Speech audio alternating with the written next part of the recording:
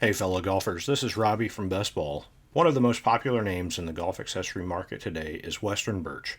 Stop reaching in your pocket for boring plastic or plain white golf tees and elevate your game with premium wooden golf tees from Western Birch.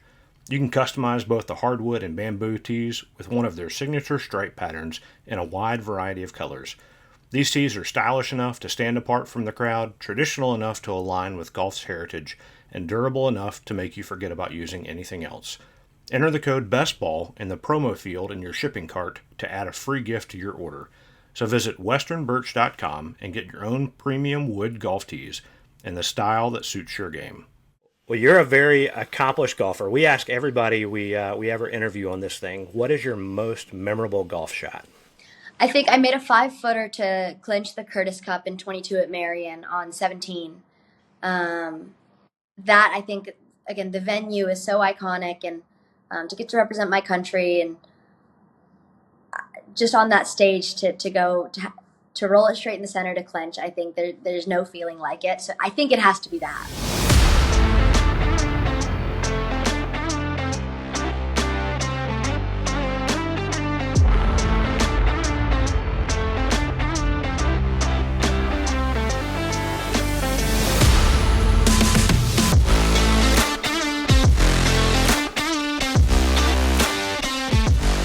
Golf fans, Robbie and Jonathan here for another episode of the Whole Story Podcast. We have a very special guest today as we continue talking about the Augusta National Women's Amateur, Rachel Kuehn from Wake Forest. Let me read a little bio.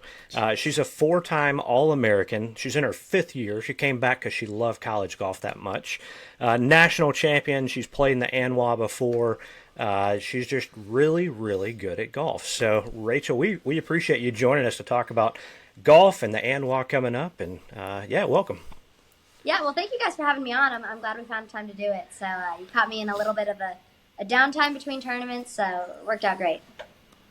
That's perfect. Go ahead, Jonathan. With downtime, do you even, like with ANWA coming up, the pressure of playing a Champions Retreat, Augusta National, how do you have downtime? It's like constantly running in your head, different shots. Of course, it's old hat for you. You've been there 3 or 4 times, so.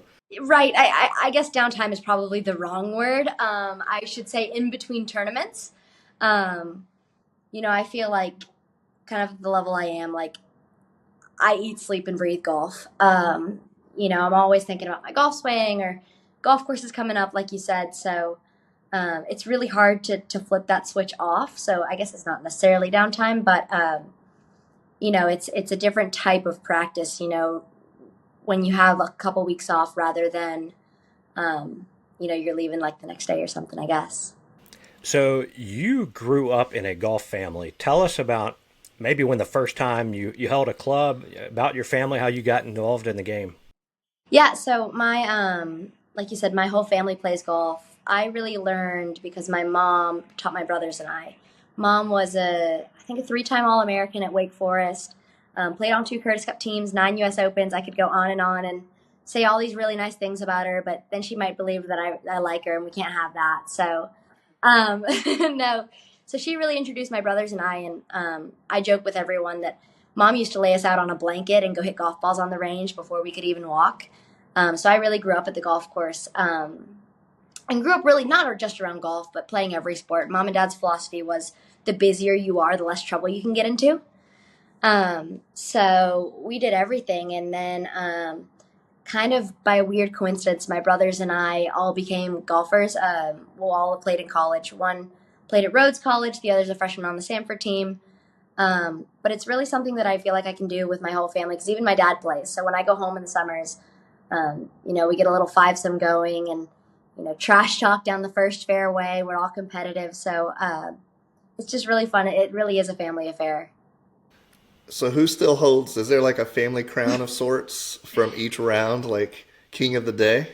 I think we like to do like a girls versus boys match. All right. We have some really good matches. I don't know if there's like a consistent winner. I do know that Mom takes the cake for best trash talker. And it's not even close either. But is that because you can't talk? You can't quite talk back to your mom. Like she can say lots of things. Okay. I didn't know if there were limits on what you could say back to your mom whenever she starts talking trash. I feel like all's fair on the golf course, though, right? Well, we're going to talk real quick about the ANWA, but first, let me ask, National Championship. Tell us about that. What it meant to do that with your team. Yeah, NCAA's last year was so special. I feel like it's, every team talks about it almost in a hypothetical of when we get to NCAA's, and we're doing this in order to win an NCAA championship. And it's kind of this like elusive goal that's not necessarily in the back of your mind, but you prepare for it. And every day you show up to practice with that goal in mind. So to have gone and actually have done that and brought the program's first NCAA championship back, it's been like 8 months, and I feel like I haven't stopped talking about it. It was everything I could have dreamed of and more. And I'll periodically scroll back and look through pictures on my phone, but I just feel like I have such a special bond with those girls and that team, and we'll forever be able to call ourselves national champions, which I think is just amazing, and was a storybook ending for our two seniors that left, and I'm so proud to have done it for the school and with those girls. And you liked it so much you came back for a 5th year. They can't quite get rid of me. They tried to kick me out, but I'm back. I mean, to be fair, you're a national champion. You can come back and not really start real life, right? Like, you get to still go to classes. You get to play golf with your friends, travel around. And then, Right. of course, the dream scenario, one more time, you got the special invitation to come to the Augusta National Women's Amateur. Yeah, I think you're exactly right. Like, professional golf will always be there, and I've loved Wake, and I've loved my time here, and I just felt like I've improved so much in 4 years that another year couldn't hurt. And like you said, to be able to play one more, ANWA, one more USAM, hopefully one more Curtis Cup, one more NCAA championship, like how could I turn that down? Well, we've got the ANWA coming up, and this is what, your third, fourth time, something like that? My fourth. Fourth time. Wow. All right. So take us back to the first time you stepped foot on Augusta National property and what that experience was like. So the first year that I played it was, I guess it would have been 2021. And that year was a little bit different because there were no spectators. So I got to see the course with no one there and just seeing like all these girls walking the fairway. It was incredible. My family was by my side, and it's one of those things that I think every golfer grows up dreaming of hitting those tee shots. And so to kind of be able to do that on like amateur golf's like biggest stage, it gives me goosebumps. It really does. And I've only made the cut 1 out of the 3 years I've played so far, but I do remember that Saturday morning I like turned around and sat behind me was Annika Sorenstam, Nancy Lopez, and Condoleezza Rice. And then I had to proceed to go try to hit the fairway, and like there was no chance this golf ball was ever going to hit the fairway with that. But I just think that like what Augusta National is doing for women's golf, and kind of the display case that it's really putting amateur golf in particular in is amazing. All the little girls that come out to watch, I think what they're really trying to do, I think it's been amazing. We do have to ask, where did that first ball go? So far left. Left trees. Tiger always pulls that shot too. You're good. Yeah. You're not boxed out. My alley. So this being, your third or fourth time now, what are you most looking forward to, especially, I'm assuming reflecting on this as possibly the last time as an amateur? What are the emotions? What are you looking forward to this year to maybe experience you haven't been in the past? That's a hard question because it's I feel like I've looked forward to it every year. I think, that's really hard. I think what I'm really excited to is to just enjoy the week, knowing that it'll be probably my last time playing in the event. So to really just go and soak it in. Mom and Dad have been really big on harping on that through all of my amateur golf of just, every tournament, you can't take it for granted. So you just got to go and you got to soak it in and enjoy the experience and just try to, be a sponge. So I think knowing that this will be the last year that I play it, I really just want to enjoy it and, go see how many birdies I can make and see how far up the leaderboard I can get, and hopefully put myself in contention and enjoy doing that. And how many pimento cheese sandwiches you can snack on? I mean, Exactly. very nice. Well, I know you open up at Champions Retreat for the first couple rounds. What are your thoughts on that course? Jonathan actually got to play it a couple weeks ago. Yep. I'll be curious to see what you thought of it. I think it's really tough. Well, I'm not very good at golf, so most courses are difficult. And I was there. They were preparing for the ANWA, so there were a lot of things that were sort of roped off, spaces they didn't want you to get to make sure it was a best condition as possible. A friend of mine's a member. I think they shut down the carts last week, so it's walking only until you guys get to show up and tear up the course. So, just like any other course, you don't understand how much up and down there is until you're there. You can see stuff on TV and it kind of looks a little flat, and then you show up and you're like, oh, how does anybody ever make shots on this thing? Yeah, it's definitely tough. It's played long for us. The greens are always really firm. It plays very different to Augusta National, but it's a really good test of golf. I'll be curious to see how they set the golf course up. We've had some issues with rain in the past and all this stuff, so I feel like it's played very differently every year. But like you said, the condition is impeccable. Everything Augusta National does is going to be, incredible. But I don't think the first time I went, I was prepared for how good of condition both venues would be in. I was surprised by how much work, even down to they were only using 2 locations for holes during all winter at a Champions, so that that way there were no extra spots that could possibly be, the grass could be perfect just for you guys, and then they'll cut in whatever holes they're going to cut in for you all. I didn't know that, but that's incredible. That part was more interesting to me because I didn't hit the golf. I hit the golf ball like I normally do, which isn't that well. So the rest of it was just sort of icing on the cake to kind of figure out. So Jonathan avoided hitting the green so that he wouldn't put any extra ball marks. That's right. On it. Yeah, there were no ball marks anywhere in the green. We appreciate that. I putted from 20 feet away, just like normal with my Texas wedge. So there was no concerns. Yeah. Well, those first couple of rounds, well, all of it, I guess, will be on TV. But we've got to ask if, for those that have been watching Netflix, you had a little appearance on Full Swing. What was the Full Swing experience like for you? It was really fun. Alex and I have been together for 3.5 years. So to kind of see him come into his own has been really fun, and then to get to tell his story. And to see him get to tell his story has been just incredible. I think overall he's been really happy with how he was portrayed, and I think he comes off really true to who he is. He's a really genuinely kind and funny and charismatic guy, and I think that's how he comes across. But getting to work with Netflix and just having the positive reaction, I think, as a whole to the episode has been really fun. And I'm excited to see, how he continues to grow as a player and as a person, and I get to be along for the ride, which is great.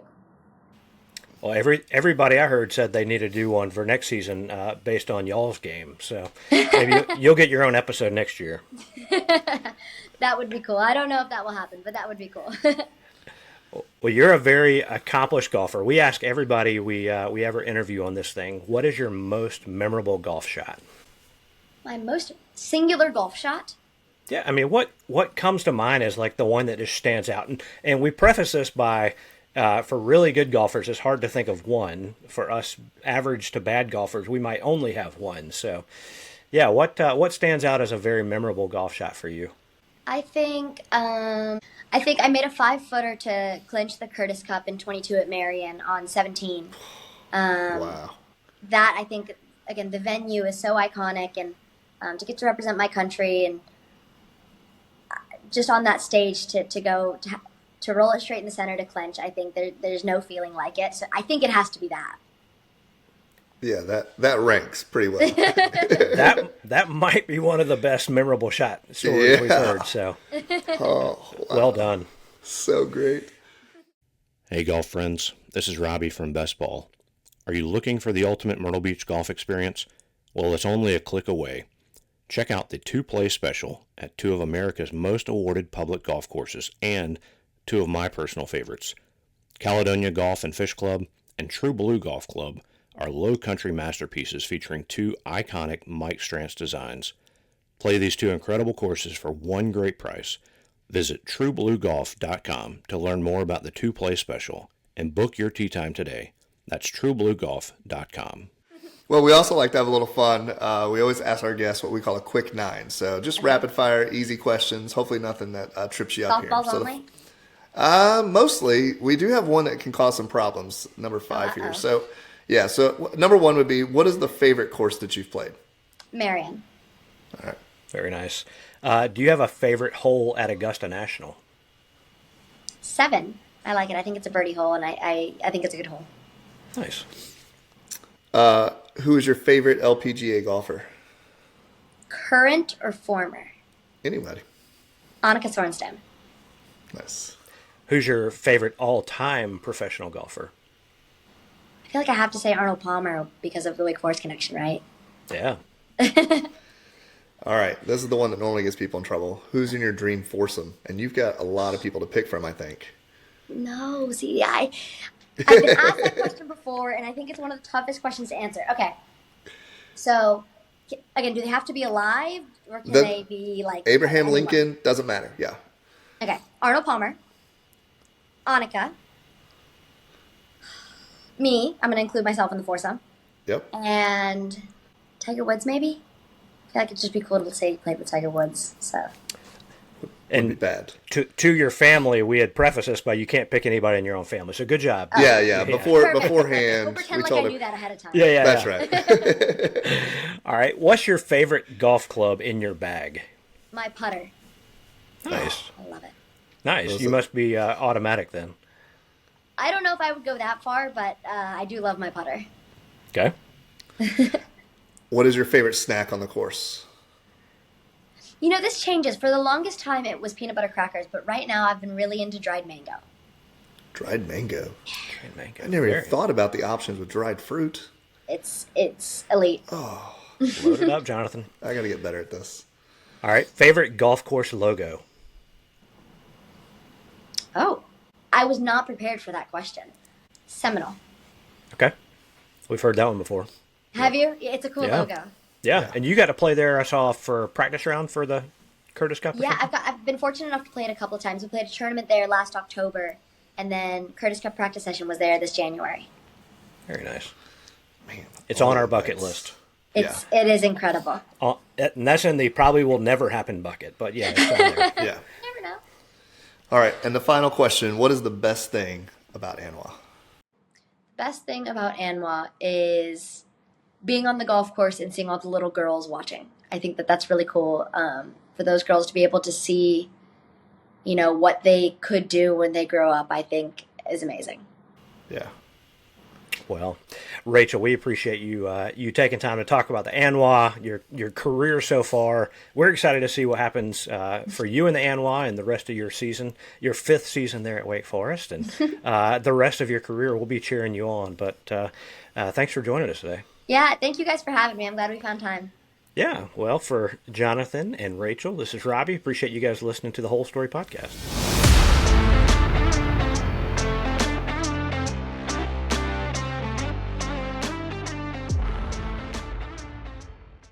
Today's podcast is sponsored by Atomic Golf. If you need custom ball markers, divot repair tools, and more that are made from high-quality materials like solid copper and brass and look really good, then you should check out our friends at Atomic Golf. If courses like Old Barnwell, Landman, Sweetens Cove, and more are already working with them, then you should too. Visit atomicgolf.club and follow them on Instagram at Atomic Golf.